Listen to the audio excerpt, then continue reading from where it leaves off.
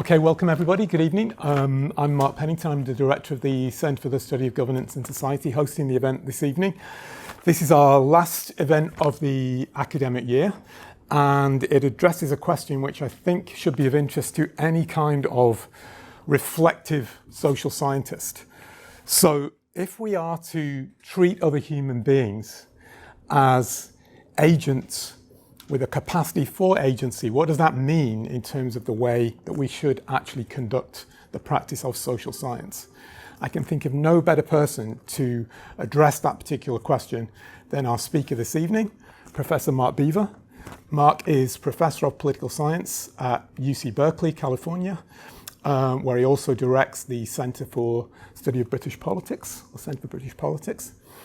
He's the author of numerous works, but I'm just going to single out two that I think are particularly relevant to the topic he's addressing this evening. The first is a joint authored book with Jason Blakely called Interpretive Social Science, which is about 4 or 5 years old now, I think, or is it slightly older than that? Yeah. I think it's a truly brilliant exposition of the interpretive method in social science. And the second is a more recent book from 2 or 3 years ago. It's called Life After God, An Encounter with Post-modernism. So I think both of these books in different ways are really superb engagements with the question that Mark is going to address this evening in his talk, Rethinking Social Science, Methods, Genres, Ethics and Myths. So please welcome Professor Mark Bevir.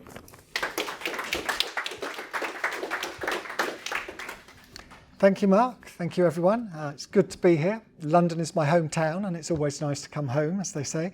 I'm going to go at a cracking pace today. We're going to go through slides and ideas very quickly. I'm sure I should have some intellectually sophisticated reason for that, but I think really the reason is just that it's quite speculative. I'm not entirely sure where I'm going with bits of it. It's suggestive. It's something I'm just starting to work on. As I will own up at some point in the talk, it's really a shift, trying to change, not rethink what I was doing, but change the way I come at it a bit. So yes, here's really what I hope we're mainly going to cover. The books Mark mentioned are both, as you might have gathered from the title perhaps, they're really fairly philosophical. And in the past, when I've talked about how we should think about what to do in social science, I've mainly taken it upon myself to develop philosophical ideas and use them to critique more positivistic, naturalistic modes of inquiry and promote interpretive ones. And that's not what I want to do today. There will be a little bit of philosophy at the beginning, but for reasons that will become clear, I want to move past it quite quickly. And instead, I want to do two things. The first is I want to challenge our current attitudes to methods, how we think about methods in general and what they are. I want to move indeed from what we might think of as methods, which I think is quite a loaded term, to instead try and suggest other terms we might use to talk about things that are actually methods, like genre, for instance. And I also hope, this is perhaps my belief, it's not one other people might share, some people might really like the contemporary state of social science, but I hope that what I'm trying to do is open up a space in which social science can become more fun. I think it was fun. It was great fun when I started. I enjoyed it, virtually all of it. And now when I look around at the work that graduate students do, that some of my junior colleagues do, I don't think I'm becoming a curmudgeon, but I might be. But I find it a bit narrow and boring. And worse, I think a lot of them find it a bit narrow and boring. So what I'm hoping to try and do is provide an intellectual justification and space for encouraging and allowing people to do work that I at least, and hopefully they, will think is more fun. So that's really the genres that we're moving through, or the ideas that we're moving through. So I'm just going to start by briefly recapping the philosophy that I sort of hold and situating what I think is going on in the philosophy and how I still want to draw on it and how I don't. So I think Mark just mentioned a book called something like Interpretive Social Science, an Anti-Naturalist Approach. And by and large, what I've argued is that the social sciences are categorically different from the natural sciences. That in the social sciences, we're talking about human agents who act for reasons of their own. If I ask you what you're going to do tonight, you tell me. And if I say why, you give me reasons, and those reasons aren't things that are like, because I belong to this identity category or this is my class. You don't put yourself in a social group where the group determines what you do. Instead, you talk about your reasons for doing what you do. And if I ask you, well, why do you believe that? What are your beliefs? Then you give me further reasons for those reasons as well. Right? So we talk about ourselves in our everyday life as though we're agents in this peculiar sense. In contrast, it's quite clear that, say, this computer is not an agent, that camera's not an agent, that clock's not an agent. So the language we use in the human sciences is different from that we use in the social sciences. That's what I mean by anti-naturalism. And I still think that's true. I don't want to deny that perspective. But what I want to do is pull out a couple of things that I think maybe are attached to it, but I actually think are fairly uncontroversial. One is the idea that all our knowledge is provisional. Everything we know is provisional. Newtonian mechanics can be overturned by Einsteinian views. Everything can, more or less in principle, could be overturned in the future. I don't necessarily want to press too hard on that, but certainly within the social sciences, anything we come up with is provisional. And I think most of my colleagues, even those who think they're committed to methods, would allow that. They don't think they're discovering truth with a capital T.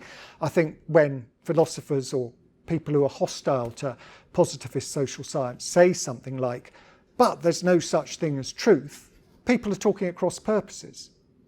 Neither the positivists nor the interpretivists believe in truth with a capital T, but both are committed to some idea that some claims are better than others, and in that sense constitute knowledge. So I think that's a fairly uncontroversial claim. Knowledge is provisional. The second claim I want to make that I also think is fairly uncontroversial is the one I just discussed about intentionality. In our everyday lives, we treat ourselves and our friends as if we are agents capable of reasoning for ourselves. So we all know that's what we think, because that's what we live in, how we live. We live our lives as though it's true. So in our everyday actions, we commit ourselves to a language in which people are, at least in principle, capable of acting as agents. Not necessarily as hugely rational agents, I don't believe that, but they are capable of acting for reasons of their own. You're not going to do this, I sincerely hope, but there's nothing in principle to stop you saying, God, this talk is boring. I've now worked that out. I'm going to get up and walk out, and my reason is this talk is boring. The clock can't do that, because the clock's not an agent, you are. So when we're talking about human life, we're talking about something that's inherently about intentionality, and this is part of our everyday experience of what it is to be human and interact with other humans. I also think just one rider or add-on to that that's slightly more complex, I guess. We also, I think of our intentions or our beliefs as forming something like a whole. So if somebody says, why do you think that, about certainly anything complicated, we answer by giving them a justification. So we accept that any one of our beliefs depends upon another belief. It doesn't straightforwardly map onto the world. And that's how we tend to answer even quite harsh, sceptical comments. If somebody says, how do you know that there's a door there? I'm unlikely to say, well, there just is. I might, if I'm sufficiently exasperated with the questions, I might just say, there just is. But before that, I would probably say something like, well, because I can walk through it. Right? So I start by giving a reason. And if somebody says, how do you know I can walk through it? Maybe I get up and walk through it and say, there, I think I've walked through it. So we know that our beliefs form what we might think of as webs. They're not self-standing. They support each other by justifying each other. That's what I mean by holism and intentionality. Again, I actually think that is uncontroversial. I think most of my colleagues, no matter how positivistic they might look, would accept that. And that's what I now want to talk about. I think both of the claims I've made, provisionality of knowledge, intentionality of human life, are utterly uncontroversial. And if you raise them to any social scientist, no matter what method they ascribe to, they would agree with those complaints, those claims. And my confession is, if I think about it, that makes an awful lot of what I've spent my life doing seem a bit pointless. Because I've gone around badgering people about those claims. I've said, look, don't you see that our knowledge is provisional? Don't you see that we're intentional? That means you should do social science like this, not like that. I've proved it because I've got these great philosophical arguments that you're not taking seriously enough. I'm not sure that was ever particularly sensible.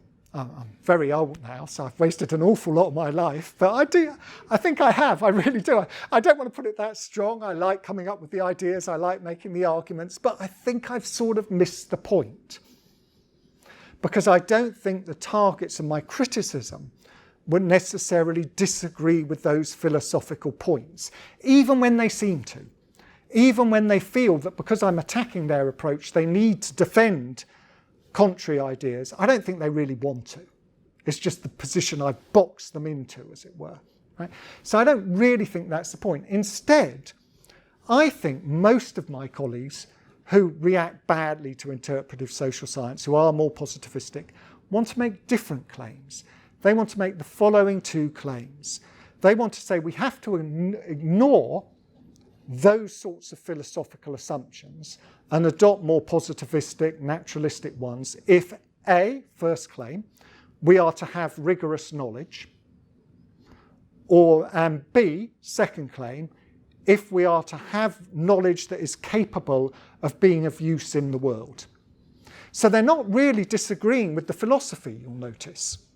They're not really saying you're wrong in the philosophical ideas. What they're saying is those might be true. We might live our everyday lives as though people are intentional actors, but for the purposes of social science, we have to pretend otherwise. We have to pretend otherwise because if we don't, we won't have rigorous knowledge and we won't have useful knowledge. So, what I want to do today then is to try and challenge that idea. Right, if we go back to it, I want to try and challenge what's the conceptions of rigorous knowledge and useful knowledge that I think drive those sorts of responses. Right? I want to say, well, look, if you accept the philosophy, which I think they do, I'm not sure that you need to go where you're going with your ideas of rigorous knowledge and useful knowledge. I think there are other spaces that you could go to instead that would be more creative, more interesting, more useful, more fun. Indeed, I'm going to be quite critical of where they end up. And I'm going to draw on two things that were in the philosophy, and only two things, which correspond loosely to the holism point and the intentionality point. In respect to the holism of our knowledge, I'm going to make heavy use of the fact that what that implies is that what counts as true knowledge, correct knowledge, is something that we might describe as the best account available. We know it's not true with a capital T, but what we are going to say about it is that looks to us like it's the best account currently available. So I'm going to switch from an idea of capital truth, capital T truth, to one of best account available. And the other thing I want to do, coming out of the intentionality thing, is I'm going to want to say that if we think we're explaining something, an action, at some point our explanation has to evoke the intentionality of the actors. It might well be, let's say, that people only vote that this percentage of the working class people are going to vote Labour, this percentage of middle class people are going to vote Conservative, which astonishingly was true when I was young. It's so far from the truth now in Britain that it's barely a good example, but it used to be the stock example. But nonetheless, if we want to explain why they vote as they do, we have to explain why people in the relevant category typically have the beliefs and desires that make them vote in the relevant way. So the explanation has at least tacitly to go through the intentionality.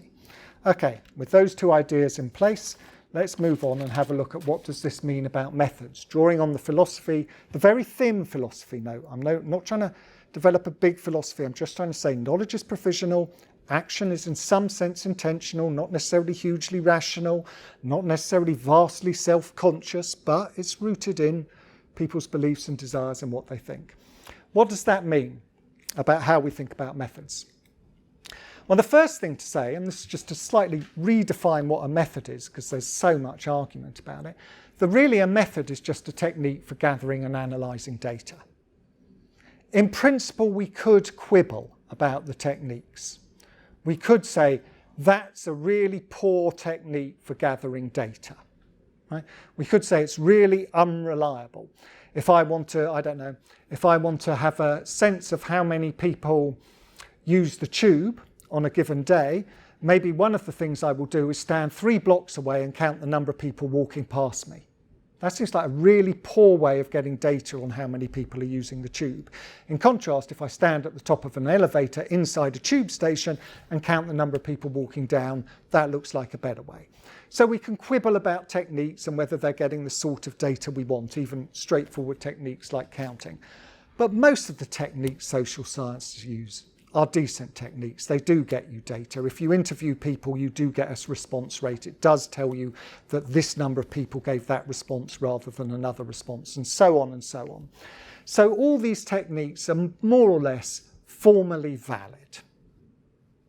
Right? There's not much point arguing over them. If you observe people and you write down what they do, you probably get a reasonably accurate record of what they do. If you interview people, you probably get a reasonably accurate transcript of what they say, and so on and so on. They're not actually very interesting. Perhaps that's something else that should be said. These aren't actually very interesting. They're just techniques for getting the data.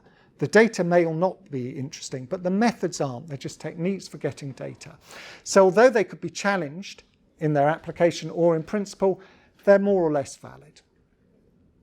And then on top of that, I think that it's also important, following my second philosophical point, you'll remember, that a valid explanation or a correct explanation has at least tacitly to go through intentionality. Although the methods are reasonable ways of getting data, they don't explain anything, and nor does the data. The data doesn't explain itself. Right? Even if you find a pattern in the data, what you've actually got is a pattern in the data. You haven't got an explanation. And no matter how much you try to analyse the data, all you actually have is further patterns. What takes from that to an explanation is what we might call a speculative move. And that speculative move is one where you say, this data, whatever it might be, embodies this sort of intentionality, which explains the pattern I'm going on. Notice that's true even if the data is about someone's intent or a group of people's intentionality, because it's not. It's about what they've told you about their intentionality, perhaps. Right? So it's always possible you would say the data shows that they were lying, or the data shows that they were unself-conscious, that they were subconsciously doing things other than what they thought they're doing. So when you've got this data, what takes you from I've got this data to an explanation is always something that is a bit speculative. It's not something that's fixed by the methods. It moves you forward. So what does this tell us then? It tells us that any philosophical perspective, the philosophical position I just outlined, is really fairly agnostic about methods. There's no need to challenge methods. There's no reason to say modelling is bad or seeking large N statistical databases is bad. They're all good. They're all ways of getting you data. No need to get too upset about them. You might get upset about them in other ways, but there's no need to get upset. But equally, we should always bear in mind that no way of getting data gets us what we really want, which is a best account couched in terms that pass through intentionality and therefore constitutes an explanation. There's always a gap between the two. Right? And that last point is quite important when we come to think about rigour, because it alters what we think about rigour. If methods are always inherently okay, then we want the method to be applied properly. So there is a space for rigour.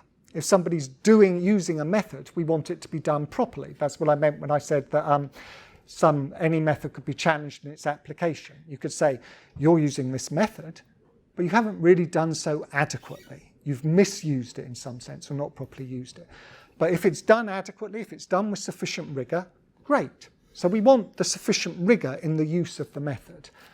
But rigour does not mean that a method is sufficiently rigorous that it gets us to a valid explanation. That's never true, because there's always this speculative leap.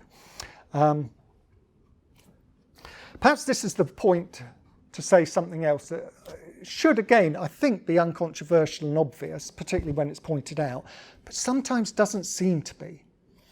And that is that when we talk about inductive knowledge or statistical knowledge, and we say that a certain percentage point makes a correlation or something like a correlation valid, or we run a statistical test that assesses the significance of what we've got, right? The number we choose and we say at that point it becomes valid. Let's say 85% it's valid, or it's got a statistical significance of X. Those aren't things that actually make the knowledge valid. That's a human-created standard. Humans have said, once we get to that level of correlation, then we have a valid correlation. If we're below it, we don't. That's just a human-created standard. It's also something that doesn't really make sense if we accept that what we're after is the best account available. Because it might be that in some cases, you can get enough statistical data where it makes sense to try and reach a certain level of statistical significance. But it might be that in other cases, you simply can't. If you treat an event as a unique event, whatever it might be, something that's only ever happened once and is never really likely to be repeated, then by definition, you're not going to be able to reach a level of statistical significance that we would today, under today's norms, treat as valid. But nonetheless, we can give a good account of it and say that's the best account available to us. Does that make sense?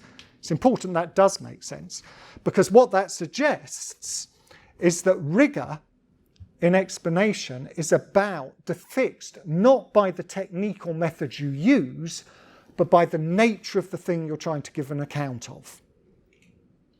Right? So you can't start there with some sort of method and say this method is sufficiently rigorous that I know it's going to give me the best account of something. What instead you have to do is look at the sort of thing you're interested in and say, what would be a good account of this thing? Right? And how do I get to a good account of this thing? Going along with that idea, it's important to realise that there is something, I haven't got a good word for this, I think this is a bit cumbersome, but something that I'm loosely calling philosophical rigour as opposed to methodological rigour. My problem with that is philosophers are going to think I mean something different by philosophical rigour from what I do mean. What I mean by philosophical rigour is that instead of being interested in whether the method is whatever we might mean by rigorous, what we should be interested in is whether we have adopted techniques and methods that are appropriate for the object we're trying to study. Let me give you a really obvious example. My best guess is that no one in their right mind would think that if I walked into a classics department and I said, the task today before us is to try to understand what Plato was doing in the Republic, that anyone should suggest that I rely exclusively on statistical techniques. The method would just seem inappropriate to the object. Right? So what we need then is we need to think about, does this method fit with the topic we're going for? That's what I mean by philosophical rigour. I think that question gets dropped out of the social sciences.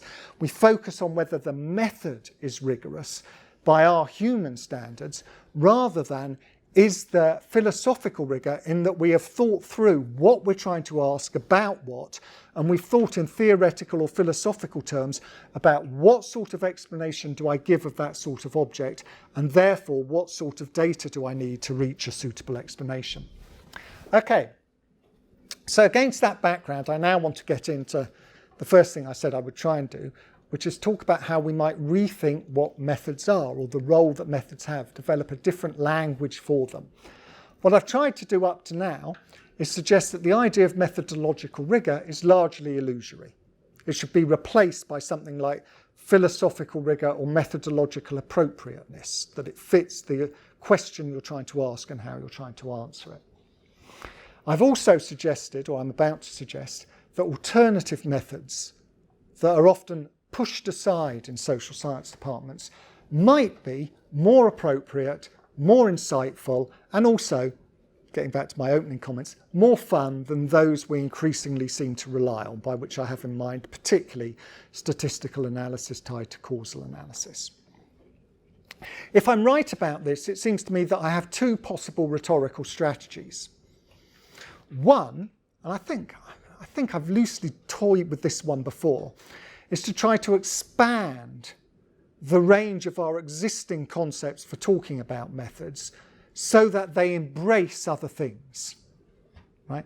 So I might talk about how, for instance, ethnographic studies themselves generate data. So I would accept the word data, which dominates much methods talk in social sciences, but I would try and expand it to include ethnographic analysis or textual analysis. That's the first rhetorical strategy I could adopt. The second is that I could try to overturn the existing concepts that dominate methodological disputes. As you can see from the slide, I now prefer the second strategy. The reason I've come to prefer the second strategy is that I think the words we use to talk about methods prejudge a lot of what we say about them. So I think that if people like me, people who favour anti-naturalist interpretive styles of social science, if we try to expand existing concepts, we marginalise what we're doing.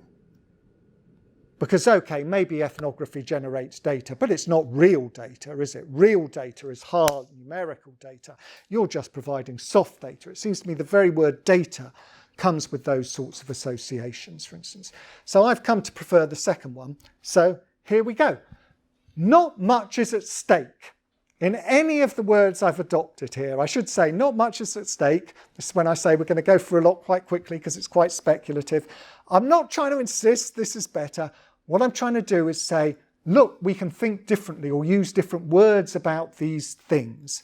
And in doing so, we transform the way we envisage what social science is.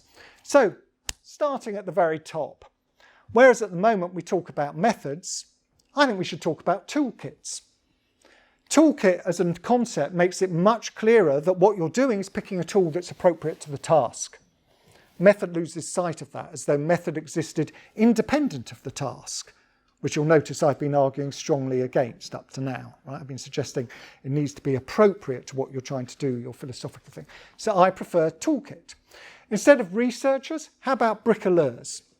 The idea of bricoleur suggests much more the idea that the role of the social scientist is in part creative and constructive, in a way that researcher can often elide. It therefore captures the idea I mentioned earlier that part of what we do is inherently speculative in moving towards an explanation. We're not just gathering data and then we get the explanation. Instead, there's always this speculative, creative, constructive moment where we work with the material to construct an explanation we're happy with. Instead of a hypothesis, how about a plausible conjecture? I much prefer that idea. Hypothesis leads us in statistics. Plausible conjecture makes it clear you can have this about anything you're trying to give a good account of.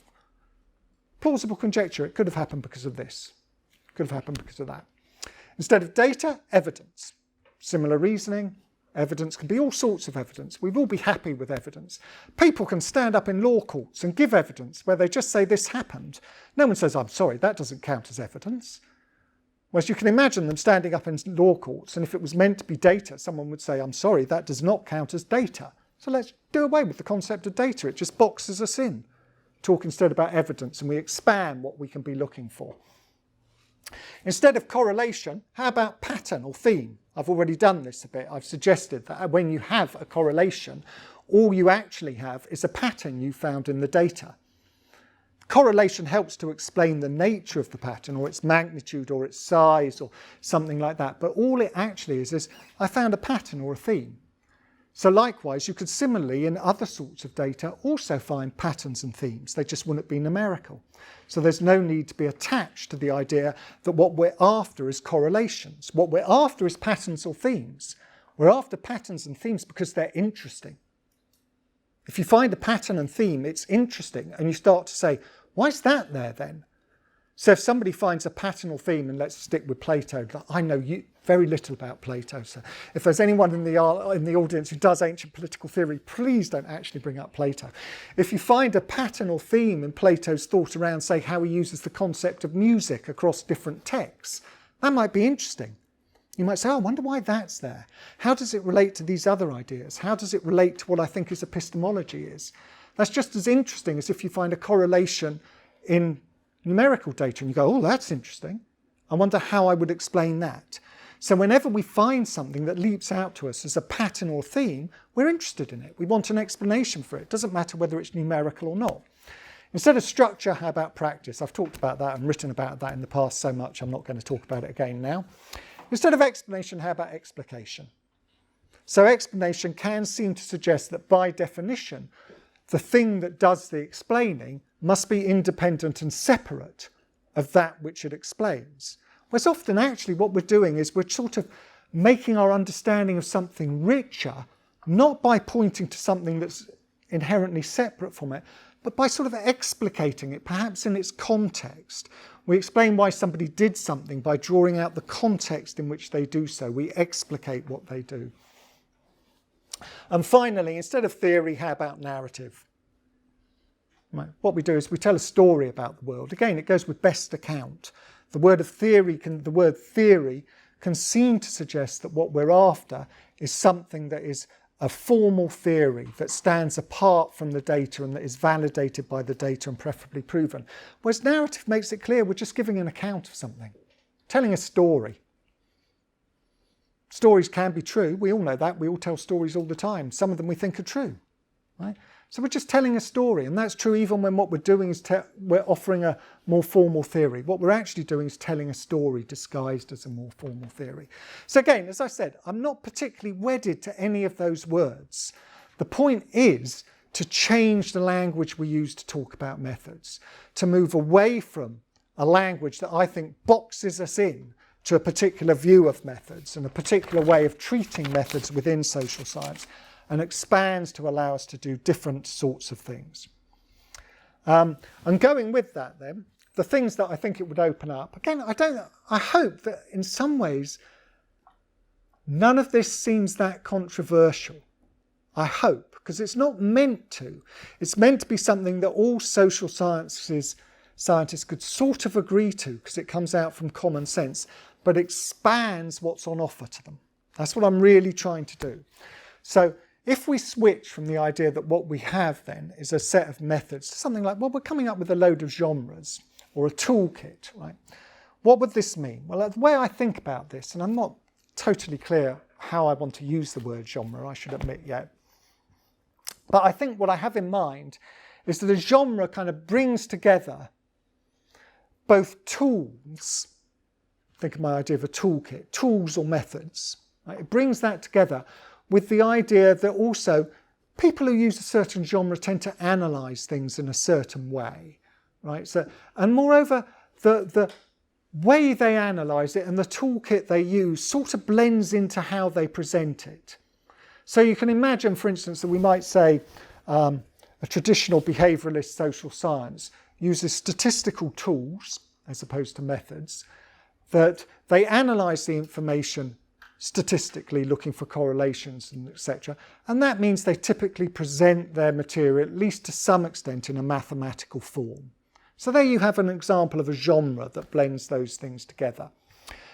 The reason I'm a little unhappy about this, I worry that if we talk about genres in this way, it can end up reifying genres as though they exist as discrete things. Whereas obviously you can imagine someone using the tool, but dropping the way of analysing information, dropping the mode of presentation. But nonetheless, I think it's a useful word to do. So I want to caution against reification while carrying on with it. So some examples of other things that are obviously genres and that would fit under my new improved, let me use the word improved here, my new improved methodological language. Some obvious examples: biography. Political biography is clearly a genre. And when I was young, many, many moons ago, a lot of people wrote political biographies, including academics and including academics in political science departments. Very rare nowadays. Biography and also autobiography is a genre. Ethnography, participant observation, histories. There used to be lots of political histories. They're increasingly rare. I obviously like genealogies as well, but also the study of texts and literature. That's a genre, and it can illuminate politics as well. Right? The study of 1984 can illuminate totalitarianism. All these are ways of developing genres that we're doing with things. I'm going to say more about myth later, so I'll put it slightly to one side here. But those are all just examples of genres. Again, I don't mean much to hang on the particular genres I've mentioned. I just want to get across the idea that once we expand our notion of methods, if we adopt a different language of methods, all sorts of genres that are very rare today become viable ways of going about studying politics. What's new? As I say, perhaps not a lot. Most of these, not all of them, but most of them used to be part of social science. What's happened is that something I'm admittedly slightly bombastically or rhetorically calling the tyranny of rigour has driven them out.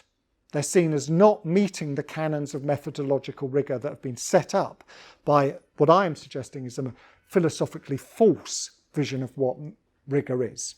So all I'm really arguing is that we can bring them back in then, can't we? If that's why they're excluded, and that's wrong, we can bring them back in. And perhaps there were other genres that we haven't really tried that never had much place in the social sciences that we could also bring in.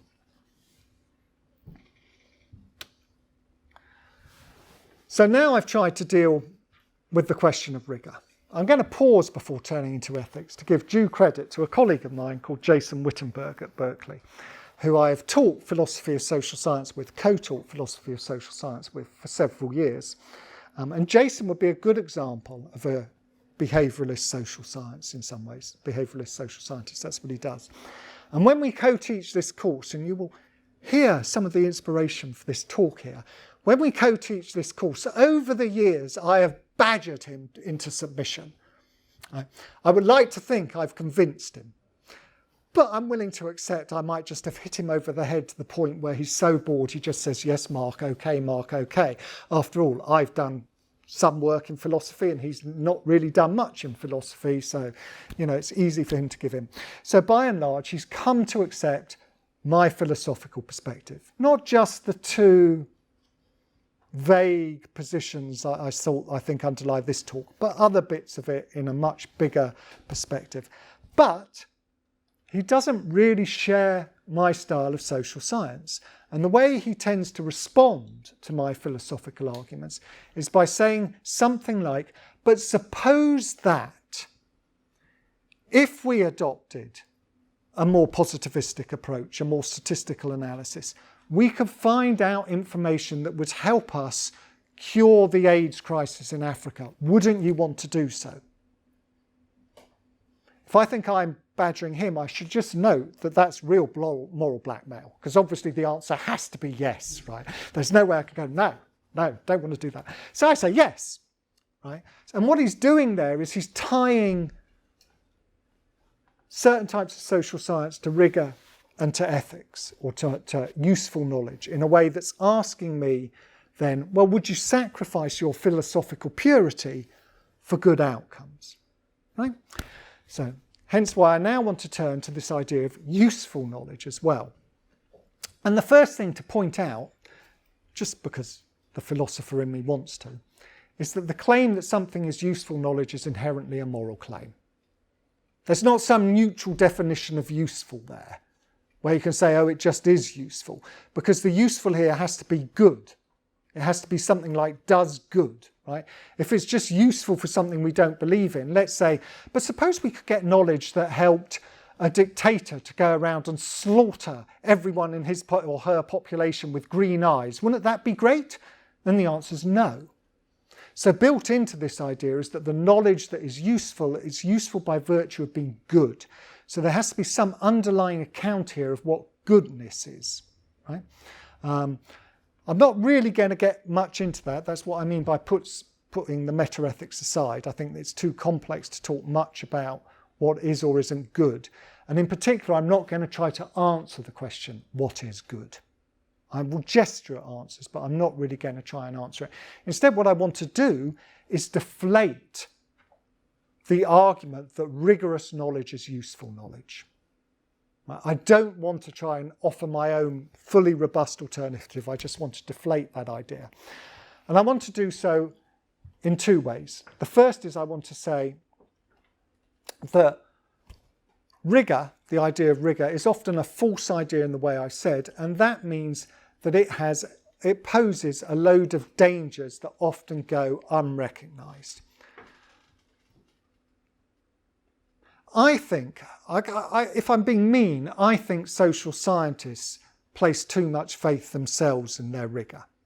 Right? And I think they've got rigour, and that means their knowledge is true, And that means it's safe and viable to go away and develop public policies on accord with that knowledge. And when they do so, those public policies will work as the expert social scientists are saying they will work, because they know, because they're experts. That's my actual view. I think that's way too common. But even if I don't hold that view, even if I ascribe more emphasis than I want to the fact that social scientists sometimes write riders into their work that suggest they don't think it's that simple, clearly the general impression they give to policymakers is that that's what they think. So we live in a culture where this ideal of rigour creates a false scientism in which we believe that social science can solve these problems, that it can come up with rigorous knowledge that will solve these problems. And that false rigour then gives false security to certain technocratic policies throughout the social world. And then those policies fail. And when they fail, no one's expecting them to fail, and it's a disaster. Right? And you can think of things, all sorts of examples. My favourite, because I'm ideologically biased, is the Reaganite economists who went in to tell the Soviet Union what to do with their affairs once it collapsed. So they told the new Russia. Even most of the economists involved in that have now written papers saying, oh, that was a big mistake. Right? But at the time they thought it was correct because they thought their economic science was correct. Then the second danger I want to talk about, which is a more theoretical danger in a way, is the danger of objectification. So even if the rigour sort of worked for us, there would be moral costs to using this sort of knowledge. The moral costs are that if we clump people into categories in order to make them amenable to certain forms of statistical analysis, we lose sight of the fact that they're human agents. We start to treat them as objects. If you're doing a research program and let's go back to my favourite outdated example, working class people are voting Labour, middle class people are voting Conservative. If you go out and you ask someone, which class do you belong to, how did you vote, you're treating them as an object. You're only engaging them as an agent if you go on to ask them why. Right? If you just shove them into these categories, you're objectifying them. You're treating them as given and fixed by their objective status. And I think there's an inherent moral cost in treating people as objects rather than as humans. I also think that moral cost bleeds over into one where it encourages us to rely on technocracy and experts rather than on participation and dialogue with citizens. If we think our knowledge is rigorous and therefore in some sense true, we're likely to go out and try and implement it anyway, rather than actually engage people in processes of governing themselves. Right? So there's also a moral cost in that it encourages this form of social science, even if we think it's okay in some areas, it inherently encourages what we might think of as undemocratic or weakly democratic policies. Right? And I want to challenge that. I want to challenge that sort of technocracy.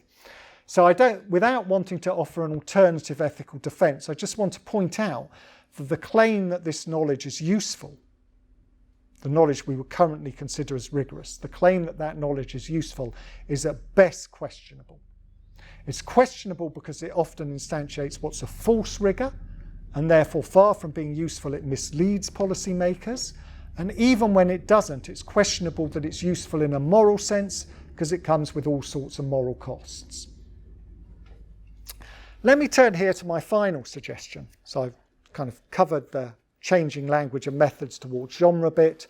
I've covered I'm not really sure about the ethics that's going on here.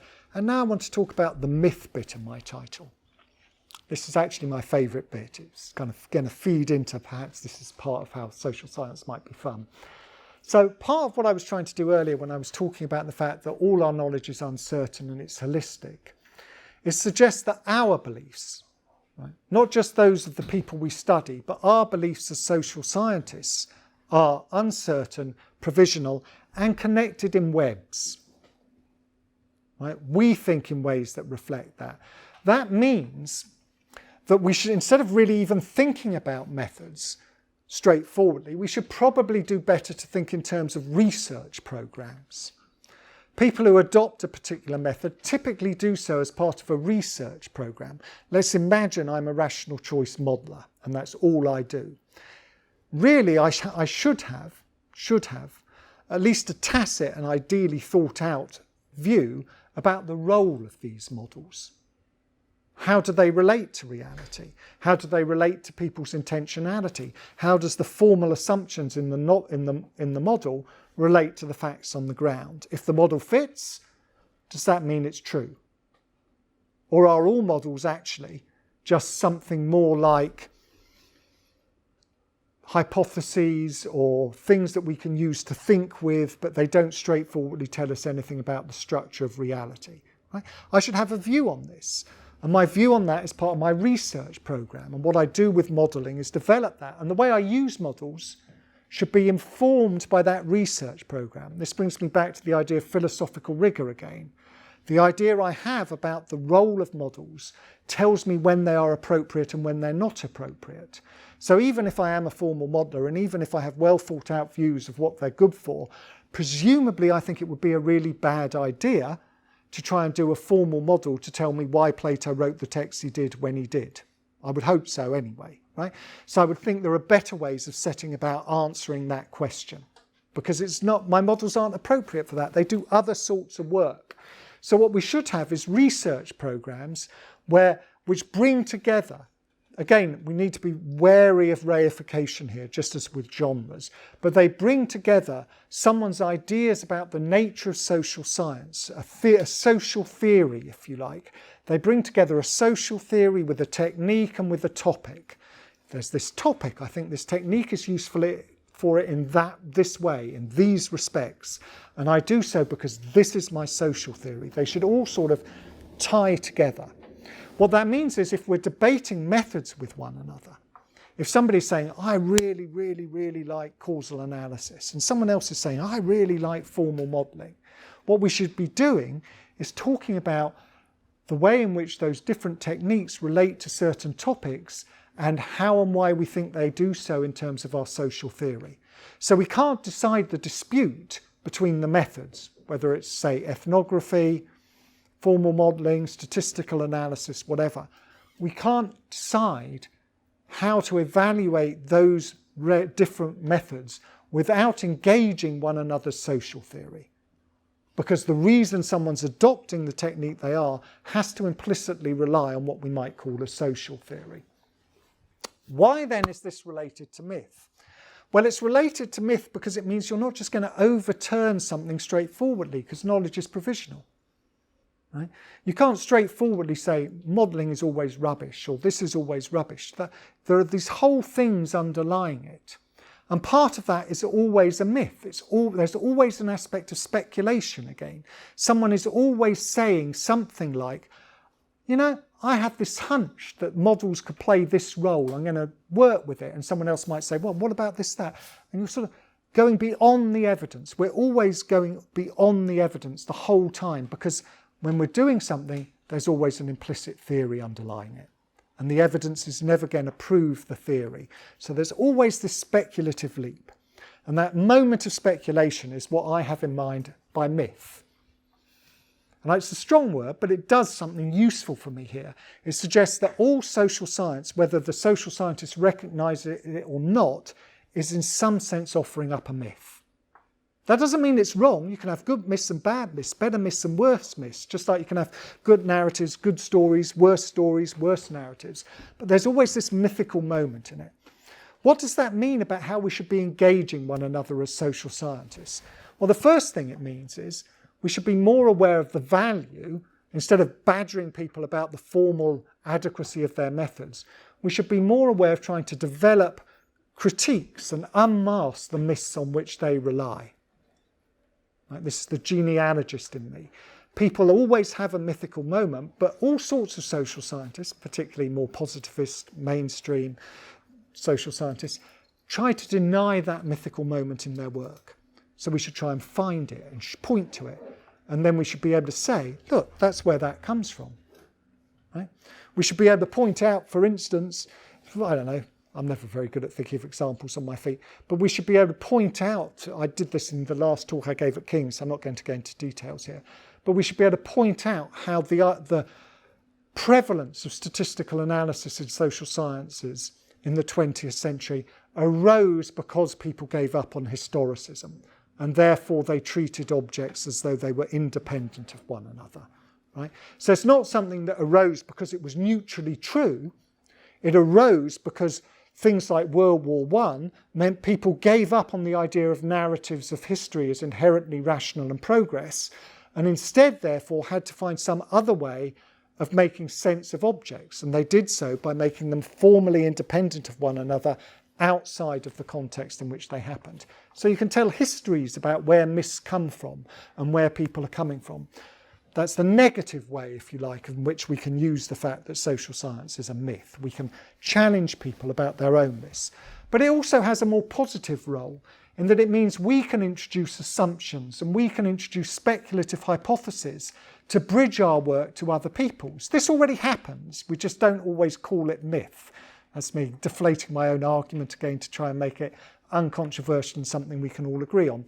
It would be sensible, for instance, in my opinion, I don't want to say what other ways of doing things should do, but in my opinion it would be sensible for rational choice people who are trying to justify their models and make sense of why they work to introduce speculative hypotheses linking their research program to evolutionary biology. That would be a sensible thing to do. It would buttress their research program, because there's a wide range of work that goes on in evolutionary biology that fits in there and that could help to buttress what they're doing.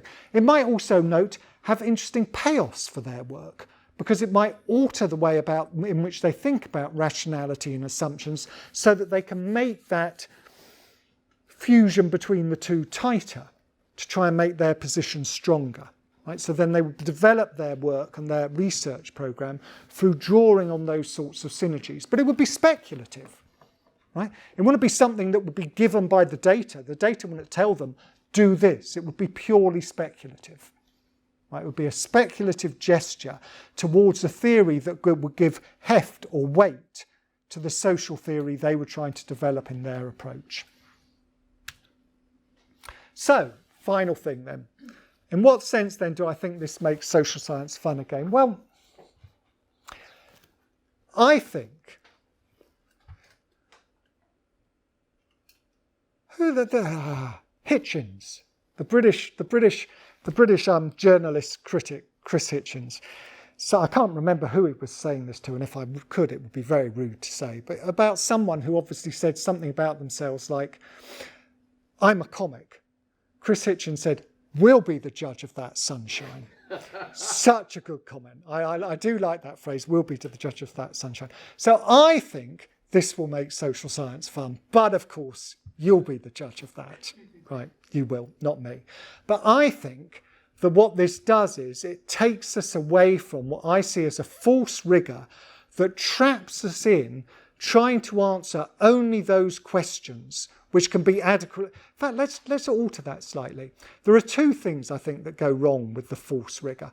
One is it traps some people into only asking questions that can be answered using allegedly rigorous methods. Right? So in effect, they only ask pretty uninteresting questions, often. Right? I don't want to be rude. The trouble is if I start to give examples, and this goes on the web, and my colleagues who work on these things go, "That's what I work on," and that's not a good situation. So, but I hope you all get the idea of what I mean. The other problem with it is if somebody tries to ask a more interesting question, they often do so using only those methods that are regarded as rigorous. And the result is that their answers are rubbish because they've cut their hand off when trying to answer it. Right? So I've tried to undermine this idea of false rigour by suggesting that rigour is always tied to things like theories, genres, ethical positions, speculative mythical hypotheses, research programmes and speculation. And what that hopefully does is open up the questions we can ask and the range of ways we can do so. And in particular, I would like to think that the notion of myth and this idea that there's always a speculative aspect in everything we do opens up the idea that what we're doing is actually in some sense profoundly playful, imaginative and creative. That what we're trying to do is play around with ideas, play around with the data, create in an imaginative way ways of telling stories about the patterns we find in there. Right? So there's this imaginative, playful, creative aspect about what we do, and we should celebrate that. It's what makes it interesting, it's what makes it exciting, it's what often sells our work to other people. Sure, there will be some people who like it for its technical rigour, but they've already signed on to our research programme, and that's not very interesting. What really makes things interesting is when they expand the horizon like that, and that happens because of the play and the imagination and the creativity, which sparks people. So the chances are, if I asked you, I hope this is true, if I asked you to name 5 social science texts that really inspired you, got you interested in social sciences, the chances are you disagree significantly with virtually all of them. It's not that you thought, oh, that's correct, but you thought, oh, that's really interesting how they've done that. That's great. Oh, I could do that. Like, doesn't mean you sign on to the details. There's something about the creative imagination or play that goes on within there that makes it interesting and fun. And I also think, this will be my last comment, I also think it's more interesting talking to people like that. Right? I think that departments, we all live in departments now, or interdisciplinary spaces, which are actually just departments but with longer names. Departments are places where it's more fun to talk to people, not just about what data have they got and have they allowed for this possible counter variable, have they done a proper regression analysis, etc. It's more fun if you ask them and you're talking about things like, how do you see the world? What sort of theoretical ideas underlie your seeing the world like that? How would you respond to this sort of thing? Right? Again, a more free-flowing imaginative dialogue. So I think both our own work and our engagement with colleagues would become a lot more fun if we could just move away from the false idea of rigour, adopt a broader methodological language, accept that there are different ways in which work can be useful, of interest, and help inform public policy and public debates, and crucially, accept that there's always this creative moment of myth in what we're trying to do that we can probe and analyse and develop. Thank you. I love the broad, inclusive approach to approaches. I really like the broadening of language. I really like the broadening of genres, which you're recommending. I love the idea, the term, the tyranny of rigour, although actually political scientists and economists would agree with that. I love the emphasis on creativity. This is a manifesto I can really get behind. I think there's something dangerously missing from the account you give, though, and it's going to potentially prevent some of the more positivistic people from getting on board. And I think it raises an interesting question for the more interpretive approach.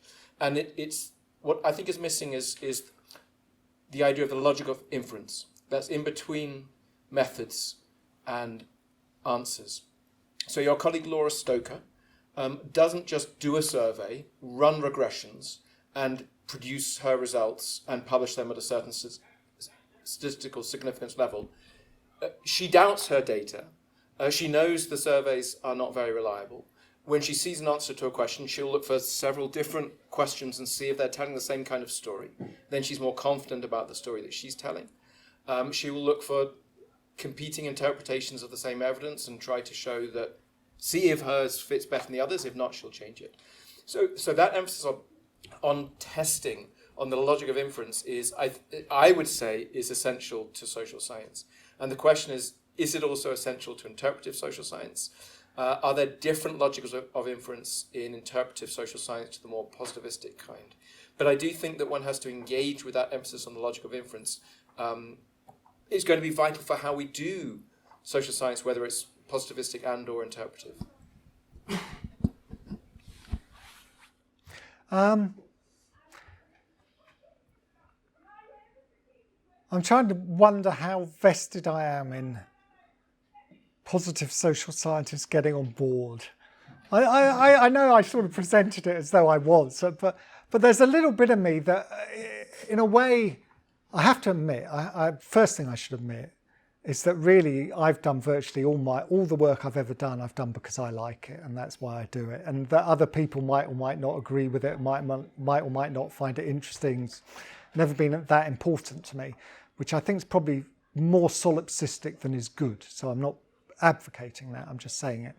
But I think perhaps because of that, my main commitment here is actually to get people like me, interpretivist social scientists and anti-naturalist social scientists, partly to put less emphasis than I have on philosophy. But there was also something else that was going on that I didn't pull out because it wasn't a critique of me, it was a critique of other interpretive social scientists, which was also to put less emphasis than they often do on methods. So other social scientists, interpretive social scientists, often act as though ethnography is an alternative to statistics. And if we just do ethnography properly, it at least will get to the truth of things, because it really is thick descriptions that really capture the complexity of stuff in the way that numerical data can't. And you'll notice I had no shift for that either. That disappears along with statistics in, well, if it's appropriate and it helps float your boat and gets you to tell a good story, go for it. But the idea that that's what interpretive social scientists should be standing for and defending is something I was ditching. So in some ways, I'm not particularly bothered, I guess, if positivists don't get on board because I don't talk about the logic of inference. What would I, though, say about the logic of inference? And I think this is partly why they might not get on board, and I think you're right about that, which is I'm actually wiping everything you've said off as just part of what makes for a good account. It's all part of it. So the answer is, if those sorts of things, and there will be different degrees to which different logics of inference appear that will typically be attached to different methods and different research programs, and insofar as they are appropriate for the questions you're asking and the data you have, you should of course follow them. But insofar as they shouldn't be, you should not be following them. And I think if we phrase some things as logic of inference, they're kind of useful general heuristic tips for everyone. So I think anyone, no matter what they're doing, something like consider alternative explanations is a good idea. That goes with my view that what we're after is a best account rather than something that's true. It means that the only way you can justify your account is in effect by saying it's better than these alternatives, isn't it? So you need to look at the alternatives. But other bits of the logic of inference are much more specific than that, and they would presuppose you were working with particular types of data and trying to answer particular questions. So for me, the degree to which one invokes the logic of inference, and moreover how one does so, depends entirely upon something I'm kind of mentioned, I'm not entirely happy with the term, but something that I was calling philosophical rigour, so that it should be deemed appropriate to the object you're studying and the sort of story you're trying to offer. Jonathan.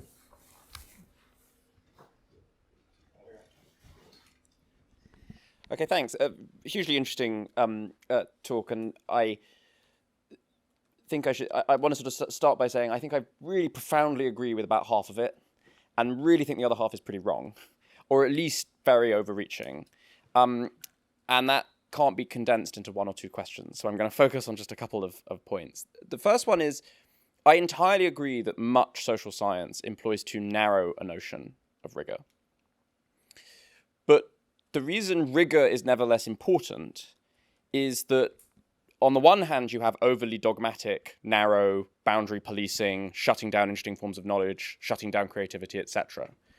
But on the other end of the spectrum, you have bullshit being peddled around as genuine knowledge. I'm a scholar, here's my incredibly distorted account of American race. But don't worry, it's just a narrative, right? And it's the authoritative narrative that I compress because I'm a scholar, right? And it seems to me that what rigour does, and trying to have serious conversations about the real importance of rigour, is that it makes science and scholarship not just a power move, but something that actually has to be justified with reference to some standards and some approaches. So I'm totally with you that those standards should be broader, but aren't you going a little bit too far in the other direction and actually pushing rigour out of social science in a way that may make it more fun, but can also make it more easily abused? No, I don't think, well, you might think I am, but I obviously don't think I am. So I'm not arguing against rigour. If I went back to the relevant slide, I don't know where it is anymore. No, here, questioning rigour, why rigour does and doesn't matter. So I talk about why it does matter, right? And there will be, when we talk about almost anything, sorry, I'm jet lagged and I'm getting this constant little kind of cracking in my ears as I was stood in an aeroplane. When we talk about almost anything, the way we talk about it will rely on a couple of things as soon as we start to get remotely sophisticated. One is it will rely on things that we assume are shared facts. Doesn't mean that they're given and they're true and that they're unquestionable, but within this audience at this time, we will assume this is a fact. So when I said to you, whatever I said about the door, something, there's a door, I assume you all know there's a door there. Right, so that's a shared fact I'm just working with. In other contexts, shared facts might be much more abstract. In some contexts, you might just say, yeah, there's human-caused climate change. You might treat that as a shared fact. You don't need to push down and provide data for it. Everyone in the room agrees it's true, therefore, for that purposes, it's a shared fact. So we always appeal to things that are shared facts. Right? In other times it might be something about a text we've read. We might all agree that Hobbes says X rather than Y, so then that's a shared fact. The fact that it's shared means we can appeal to it to legitimate our version versus someone else's version. The other thing that we virtually always have in common is some sense of logic/method, right? I would quite like to just use the word logic, but I'm reluctant to do so because I actually don't think that inference is logic. I just don't. I think logic is deductive. And I think this is what I was saying when I said inductive inquiry, inductive logics are not logic in that sense because the standards are always human created in a way that's not true within deductive logic. But nonetheless, let's put that aside. We all have some sense of logic, deductive and inductive. And in that context, for instance, we presumably, if we're moderately statistically literate in the room, we all agree that all things being equal, if it's done on exactly the same data, a correlation of 90% is better than a correlation of 10%. Right? That's not a strange position to say. It's something we should all agree. If you understand the principles of logic, it follows from all of us, right? So there will always be both these logical, quasi-methodological, if you like, or other things that we all accept, right? And much of what you're saying about rigour, I think, is covered by those. Then the question is, are they appropriate, right? And sometimes some bits of those, some forms of the logic will be appropriate and others won't. Other times the bits that were appropriate over there will stop being appropriate. That's what I meant when I said it would be silly to use statistical analysis to ask when Plato wrote what when. Even though when you can use statistical analysis it will get you somewhere and do things for you, right? So I'm not wiping out what we might think of as inductive rigour. I'm just saying you can only champion it if you've already established that it's appropriate here. And you can only champion those bits of it which are appropriate here. And that, I think, is profoundly true. I can see, and this is what I'm cavilling against, of course, I can see that some people are going to want to say, but if you loosen the notion of inductive rigour and don't require it everywhere, then you merge this great stuff, which I think is science, with other stuff that I worry is bullshit. And I'm saying, no, that's not true. I'm saying that's a false dichotomy. And what we're after in both cases is the best account we can give, where the best account we can give is one that is better than the alternatives, given the facts we share in common, our shared understandings of what's an appropriate inductive logic, and a rough comparison we can quickly try and make between accounts, right? So if I give you, let's imagine that I'm here today, right? And I give you, and for some bizarre reason, there are only 3 accounts available for why I'm here today. And one is, I just walked down from my hotel. And the other is, I metamorphosed out of a snail, having just crawled into the room. And a third one is, you can imagine, of course, that I am some sort of Superman, and this one becomes more plausible, that I paraglided down from the post office tower and then did 4 triple jumps in a row and got to the front of the building, after which I abseiled up the side and came in from that window there, right? Then I don't think you need to worry about being particularly rigorous to tell me which is the best account, right? And the same thing can happen in less exaggerated positions, where somebody can offer you 3 accounts and you can say, well, that one's rubbish because it's philosophically inadequate to the object it's talking about, which is then a major mark against it, no matter with what rigour it is produced. It's just ruled out as philosophically inadequate. So you can't always say what we need is this logical or inductive rigour, because it will establish the truth of things and preserve science from bullshit, because A, often we can rule out bullshit in other ways, indeed we normally do, and B, this rigour itself can generate total bullshit when people come up with accounts of things that are just obviously philosophically inadequate. So I'm a historical anthropologist and therefore always on the side of interpretive social science, especially because I was trained at a moment where we weren't actually taught any methods. We were told there were none that were, we don't need to teach any methods. You just bumble out into the field and come back with something interesting. And so sometimes I feel a bit like a stranger in a strange land in a moment where social sciences is increasingly about more positivistic approaches that place method at the center of the approach.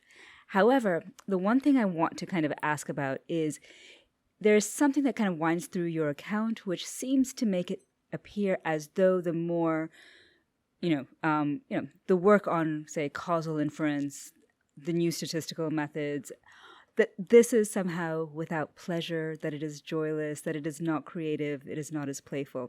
And while that is very different from the work I do, the people who are my colleagues who do that work find great pleasure in that, right? So I'm kind of wondering what pleasure looks like in part, and are we discounting those as incredibly creative things? But also I want to kind of take a moment and think about where all social scientists draw their pleasure from, which is to some extent about power and authority, and how we kind of think about or even take a step back from those questions of power and authority as sites of more kind of troubling aspects of where we draw our pleasure from. Shall I start with the power and authority? So, if I was nastier and meaner to my colleagues than I am, if I was, I could appeal to power and authority, of course, as a form of the critical unmasking a myth.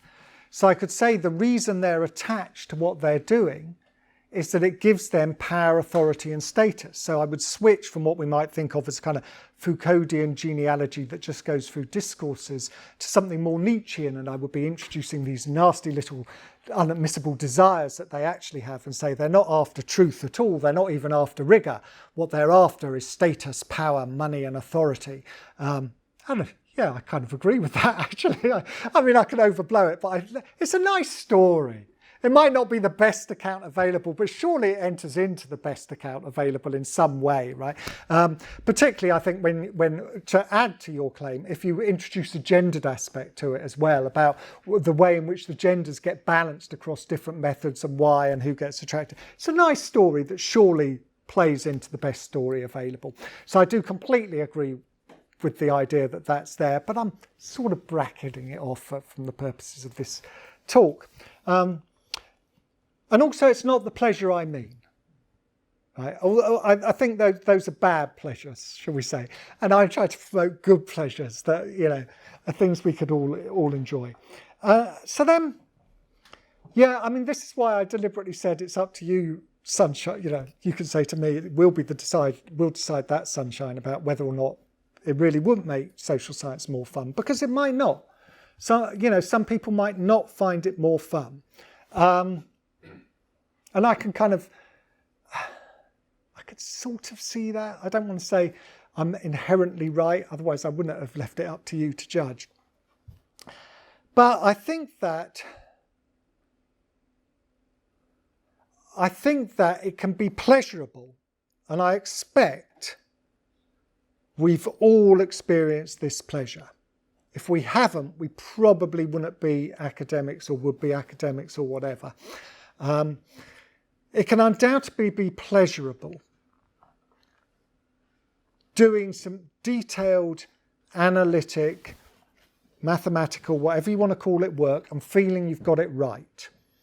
And if I was to do a slight genealogy on myself, I would also say that unless we are shoving our head in the sand, which elderly social scientists are inclined to do, we know that our capacity for that kind of work declines as we age. So there's no doubt I get less pleasure out of that work than I used to, and more out of more speculative stuff. That's just what it is to get old, and I'm getting old.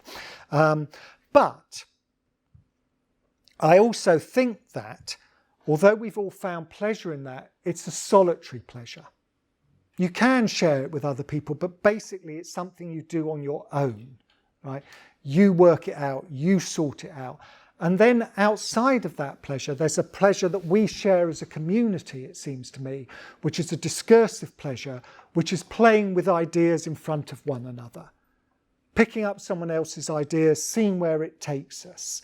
And that pleasure seems to me one you can't access through the closer work. You sort of can, but then it becomes more technical, so you use that play aspect.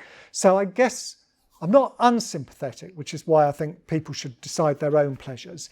But a bit of me does want to push a bit more strongly on the idea that there is a certain sort of discursive pleasure engaging fellow social scientists or even citizens in pubs, which can only come if you adopt a broader, more imaginative stance to your work and their work, and you're exploring where it takes us. And not only do I think that, but my hunch would be that the best work done in areas like causal analysis or really high-level elite modelling is work that's done after that sort of bit, or alongside something that's more playful and imaginative. So in other words, there's an aspect that before that is looking about, well, how am I going to do the modelling here?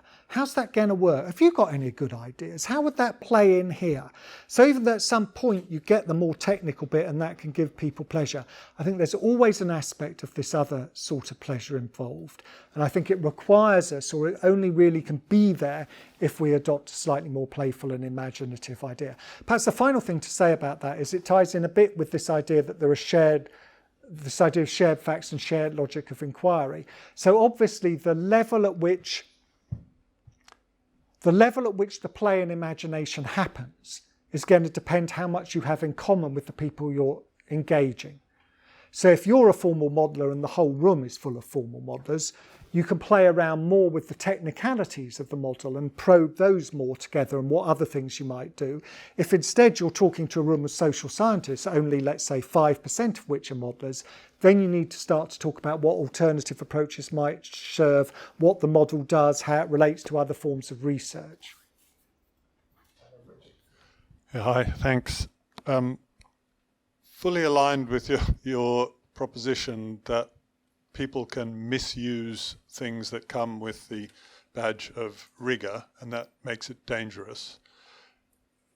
But another response to that might be to disallow that, right? To require them to be more reasonable with what they're doing. I'm nervous about your proposition that it's for the writer or the proposer to decide where rigor is relevant. And you gave the example of, how you arrived in the room as, well, it's self-evident. But if you ask Americans, sorry to pick on Americans today, but did evolution, was that how man came about, or did God make man wholly formed? Nearly 50%, 45% think God made man wholly formed. Now, in that kind of scenario, who's going to decide whether that's just crazy or whether a bit of rigor would be required there? I'm just wondering who you think the adjudicator is on where rigor is required. And if it's kind of anybody, then my last statement would be, I like the idea of social sciences being more fun, and the coffee shop scenario sounds great. But then, is it what is it that allows something to call itself a science? I don't think social science is science, just like I don't think political science is science. It doesn't mean it doesn't have huge value and isn't interesting. But if the driving force is choose your own method, have fun while you're doing it, is it a science? I don't think much is at stake in whether we call it a science or not. I don't think it's right to characterize what I'm saying as choose your own method. Because what I'm actually saying is choose the method that's appropriate for the object you want to acquire at. But you choose it. Yeah, but then you're a part of a community of scholars, and some of them are going to argue with you about whether the method is or is not appropriate, and you have to win people over, and that then obviously raises the issue you're asking about the authority and who steps in. And I'm going to semi-sidestep that, and I'm going to semi-sidestep it partly because I don't much like the idea of an authority standing over and declaring something scientific or unscientific, and I'm also going to semi-sidestep it because I don't think it's the right question to ask. And to indicate why I don't think it's the right question to ask, I'm going to pick up on your example of Americans who don't believe evolution is a science. So, if I'm in a room with a bunch of people who don't believe that, let's say 60% of them don't think that evolution is scientifically true, they're creationists. Here are two strategies I might adopt to try and engage them. Strategy one, I might put a lot of evidence on the table, and I might introduce graphs and data that shows it, right? And they're going to go, and they're not going to believe a word I say.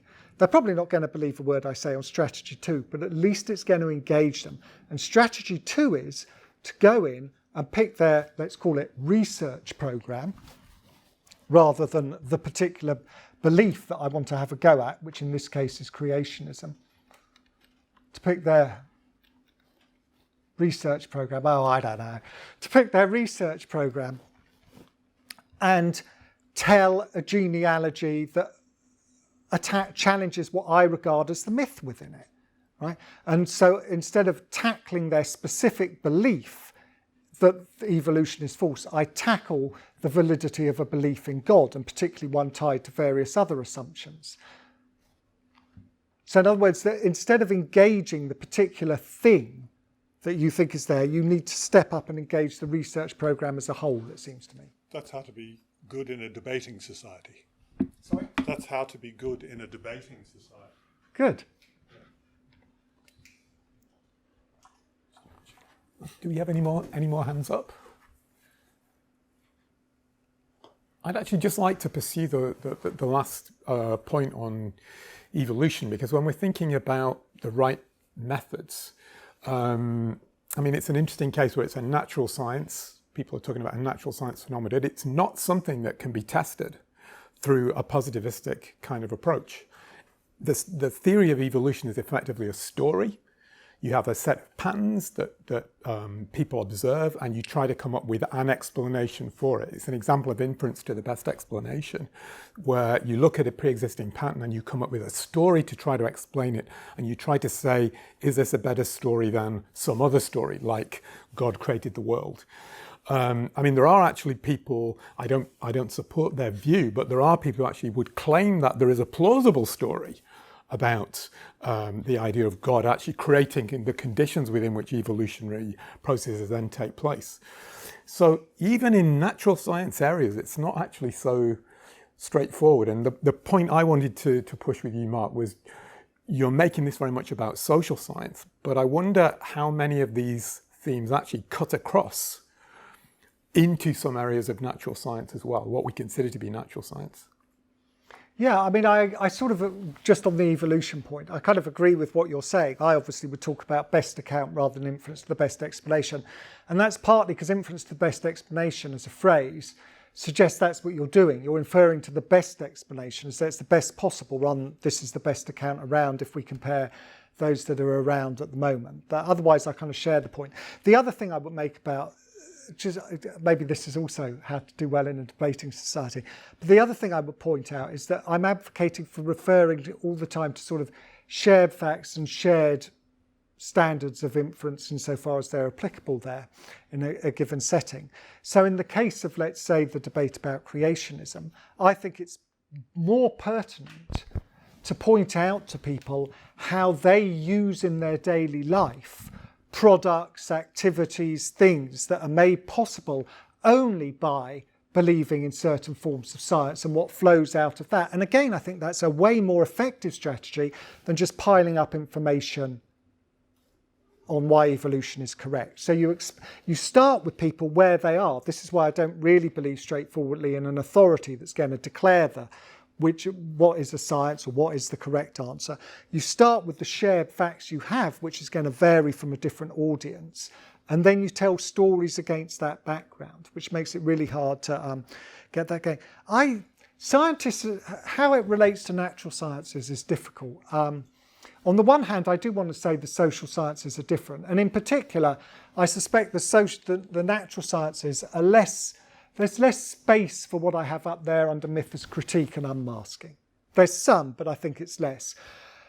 Then I think, and this is interesting, my best hunch is that natural scientists are way, way more happy than social scientists with the idea that it's all about assumptions and speculative hypotheses that reach out, and then you go out and explore them and you try to link it into other bits of the research program. That's what goes on all the time in sciences, in the natural sciences. That's how it works.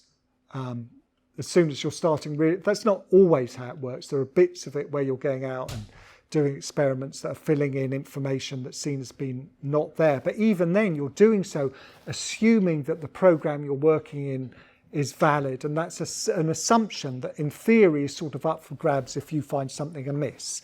So I think that natural scientists would certainly, in that sense, be open to it, or something like it. But in my opinion, because I'm an anti-naturalist in the sense that I think social sciences are different from natural sciences, in my opinion, by and large, this is a huge generalisation, but I think it's intuitively clear to me at least, by and large, the objects studied in the natural sciences are ones that are much more appropriately studied and explained in terms of rigorous mathematical analysis and formal correlations, precisely because they don't have intentionality. Hi, I'm not sure if I got your points correctly, but it seems like the best account is you're comparing it with the best explanation in natural sciences, but in the positivist approach, there's the best explanation is being validated or checked by like if it fits if it what do you call this in terms of prediction, and if it fits the other data.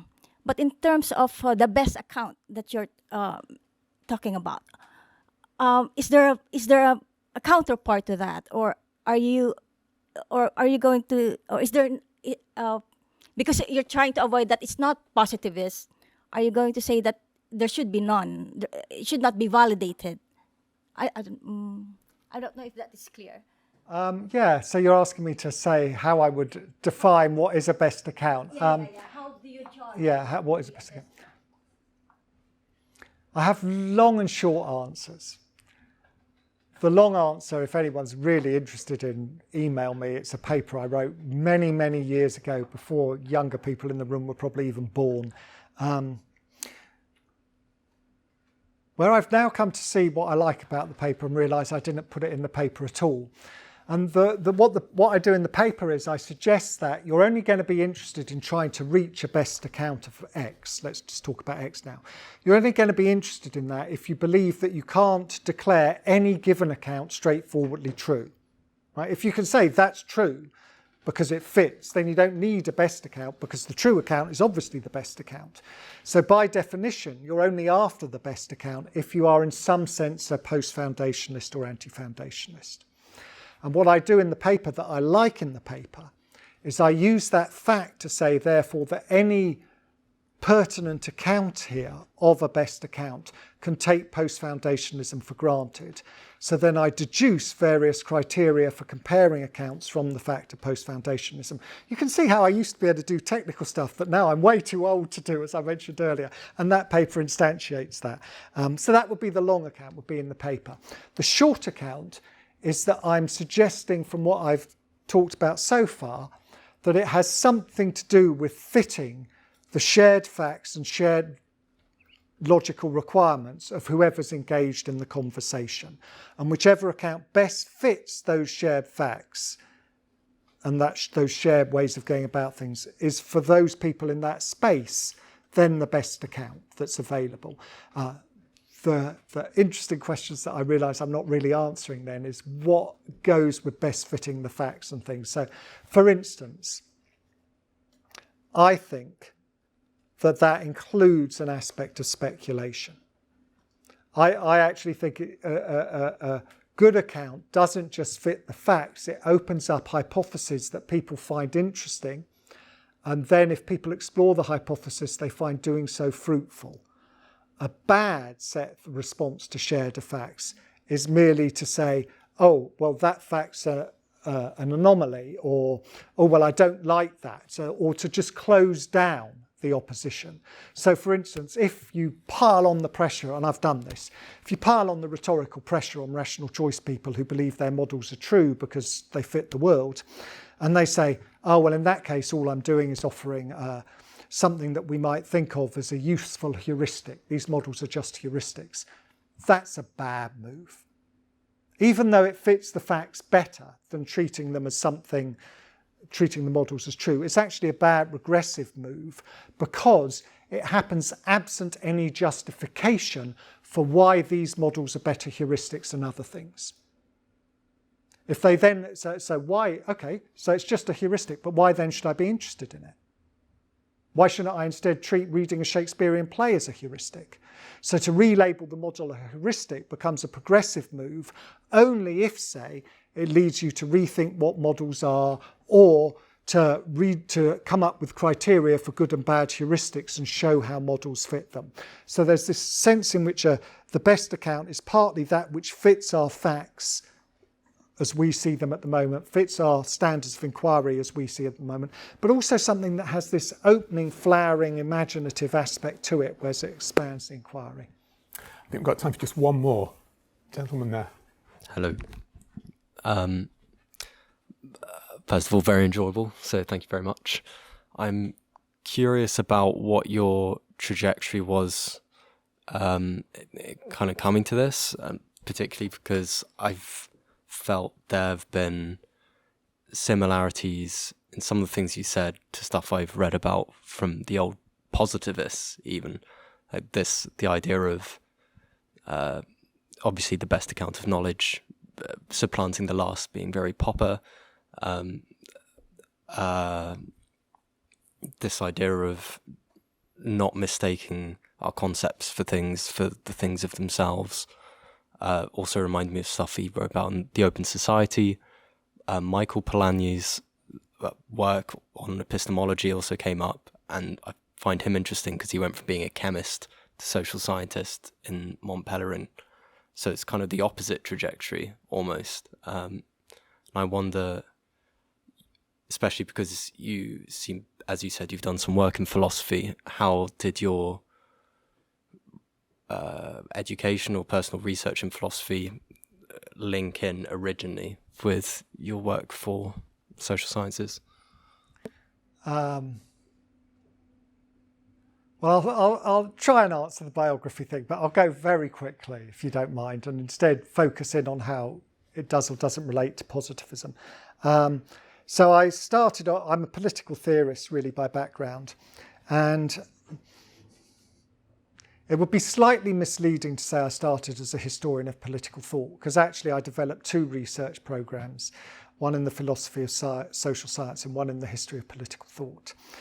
But my thesis eventually kind of grew out more of the history of political thought one because my supervisor told me to stop doing the other one, so I did, because I'm obedient. And then when I was doing the history of political thought, I realised that there were people who were doing the history of political thought who were writing philosophically about it, and I got quite interested in it. And I'm a bit lazy, and I realised that a lot of the work that I'd already done on the philosophy of science could be repositioned or passed so that with a slight expansion of it, it spoke to those sorts of debates. And that's really what my first book was on. And that's really that. And then I start, so final bit of biography. Then I started collaborating with someone called Rob Rhodes, who was an empirical scholar. I was very lucky. I was a postdoc at the time, and Rob was a senior professor in one of the most senior professors in Britain at the time in political science. And he was interested in being creative, imaginative and playful. So he said, shall we use your ideas to explore British politics? So I said, okay.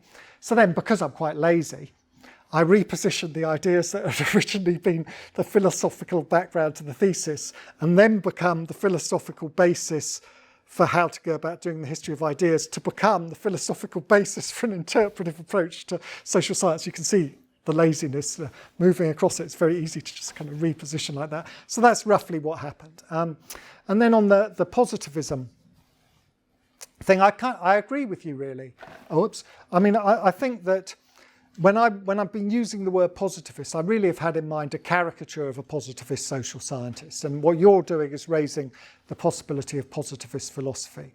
And I think what I'm proposing is far closer to positivist philosophy than even most quasi-philosophical social scientists would want to accept in at least two respects. One is the one you gestured at, which is Popper falsificationism, although I don't think this is anything like falsificationism. But if you take Popper and you wipe out the artificiality, which I think he himself recognises is there in stabilising the background theories in order to make falsification possible, you get to something much closer to Lakatos, who was a professor in logical science at the LSE. And he's very important behind what I do. The idea of defining the best account to include things like fruitfulness is directly borrowed from Lakatos. And I discovered him as an undergraduate because I'm lazy. I read an article on him in the New Scientist and I was just coming up to my finals and I thought, aha, I can answer comparative politics questions there because they always say, is politics a science? And I can just rely on this to answer those. So I did. And he's just remained this presence in my life, background presence really ever since. So that Popperian strand that you're picking up, if you loosen the idea of a stable background, is certainly there. But the other thing that's there, and I really do want to bang on about this, just in case anyone's interested in the history of philosophy and positivism in the room, if you're not, tough, because I'm the one doing the talking, is even within the history of philosophy and amongst philosophers, I think there's a real misunderstanding of the big positivists, like Carnap, for instance. They're rarely actually saying there are stable facts out there and we start with these facts and then we build from those to accounts which these facts prove true. Instead, what they're saying is something more like there's a bundle of impressions out here which we loosely believe in, which we might call facts, what I'm calling shared facts, if you like. And then we need something like a language up here, right? And what we do is we sort of navigate the two. So we can rewrite some of these facts if we want in the light of this language. So they're saying something very different from how positivists are normally understood, that's much closer to what I'm saying, that takes out the assumption that there are pure facts at the root of things or the method is going to get us somewhere if it's sufficiently rigorous. And instead is saying, look, what we do is we navigate from these things we believe true. We're holding them true. They're stronger than I am on the idea that they really are true. And not just that we hold them true, but they're really saying that we hold true. And we're trying to find a meta language that then narrates them. And they're saying that about a basic philosophical understanding of the world. And that's clearly part of what I'm saying. I'm saying, look, we don't actually have the kind of truth outside that. And I think it's a real caricature of positivist philosophy to imagine that positivist philosophers postulate, AJS sort of did, but he's about the only one, that they really did believe in pure facts which would then legitimate theoretical accounts. Instead, what they thought was there were facts which could be questioned and could be overturned, and you rose to those to a theoretical understanding which best explained them, and then that theoretical understanding could legitimately lead to some overturning of the facts underneath it. So there are at least two ways in which actually what I'm saying seems to me to come straight out of, in philosophy at least, a positivist analytic tradition. And that's how I would actually, much to the chagrin of an awful lot of my critical social theory colleagues, I would characterise the work I do philosophically as heavily indebted to a positivist analytic tradition.